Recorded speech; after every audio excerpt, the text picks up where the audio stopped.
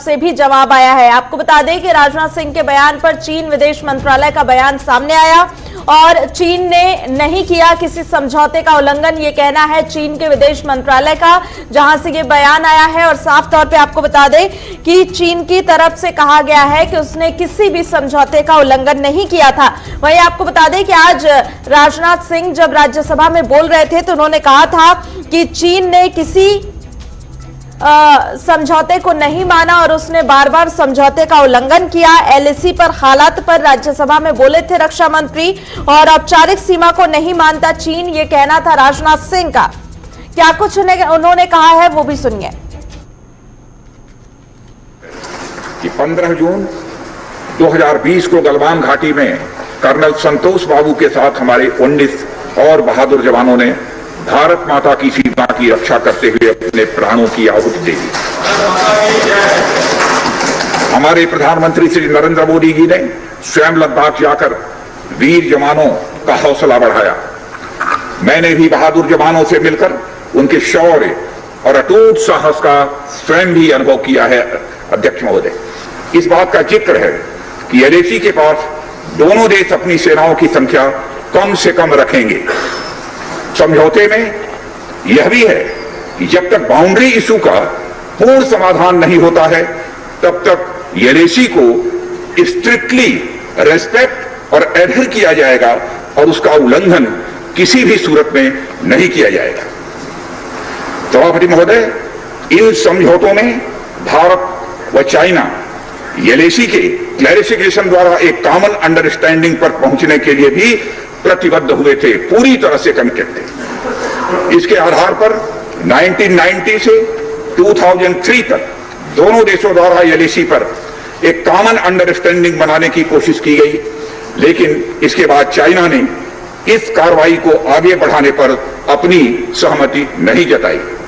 अप्रैल माह से ईस्टर्न लद्दाख की सीमा पर चाइना ने सेनाओं की संख्या तथा उनके आर्मामेंट्स में वृद्धि की है, जिसे स्पष्ट रूप से देखा गया है। मई महीने के प्रारंभ में चाइना ने गलवान घाटी क्षेत्र में हमारी ट्रूप्स की नॉर्मल ट्रेडिशनल पेट्रोलिंग पैटर्न में व्यवधान डालना शुरू किया, जिसके कारण फेस ऑफ की स्थिति उत्पन्न हुई। ग्राउंड कमांडर्स द्वारा इस समस्या को सुलझाने के लिए विभिन्न समझौतों तथा प्रोटोकॉल के तहत वार्ता की जा रही थी कि इसी भी मई महीने के मध्य में सभापति महोदय चाइना द्वारा वेस्टर्न सेक्टर में कई स्थानों पर एलएसी पर ट्रांसग्रेशन करने की कोशिश की।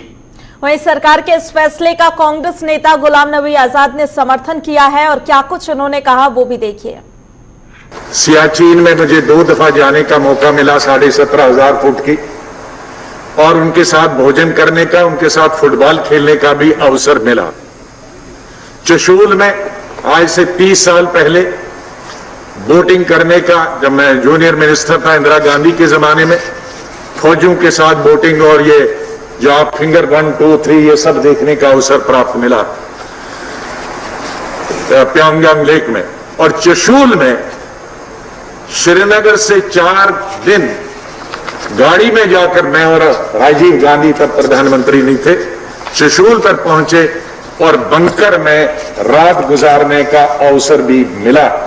तो हमारी जो एसोसिएशन है उस स्टेट के नागरिक होने के नाते आज से नहीं, जब से पैदा हुए हैं तब से, क्योंकि तब से कहीं न कहीं नोक झोंक 1947 से लेकर 1962 से लेकर 65 से लेकर 71 से लेकर 99 तक होती रही। इसलिए हमारा जो संपर्क है फौज के साथ, देश की एकता और अखंडता के लिए जो उन्होंने कुर्बानी दी है, हम उस कुर्बानी में बराबर की उनके साथ कुर्बानी देने के लिए तैयार हैं, देते भी रहे हैं, देते भी रहेंगे। इसलिए अपनी पार्टी की तरफ से मैं ये कहूंगा कि हम इस मुद्दे को लेकर, चाइना के मुद्दे को लेकर सरकार के साथ बराबर खड़े हैं। जो भी निर्णय, लेकिन कंप्रोमाइज नहीं, जहां वो थे 20 अप्रैल तक वहीं उनको वापस नहीं वहीं वापस जाना चाहिए, ये हमारा प्रयास होना चाहिए। धन्यवाद। और इसी खबर पे ज्यादा जानकारी के साथ हमारे संवाददाता निशांत राय इस वक्त फोन लाइन पे जुड़े हुए हैं। निशांत, जिस तरीके से आज राज्यसभा में राजनाथ सिंह ने साफ तौर पे कहा कि लगातार शांति बहाल करने के लिए समझौते हो रहे हैं, लेकिन चीन की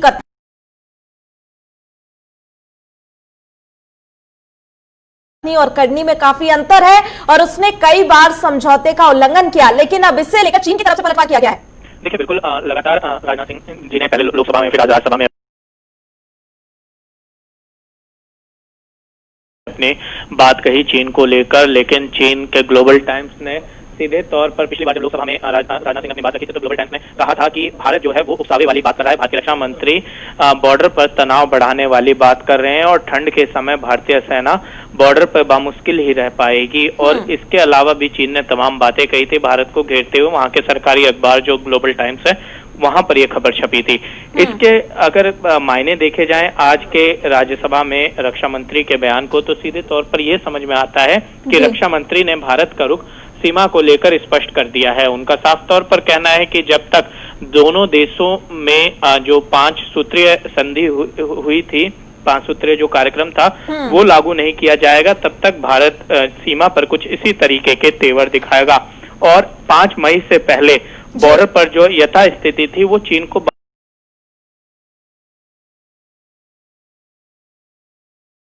बहाल करनी होगी और चीन जिस तरीके की विस्तारवादी नीति का प्रयोग करता रहा है उसको सीधे तौर पर बंद करना होगा, नहीं तो भारत सीधे तौर पर चीन को कड़ा जवाब देगा।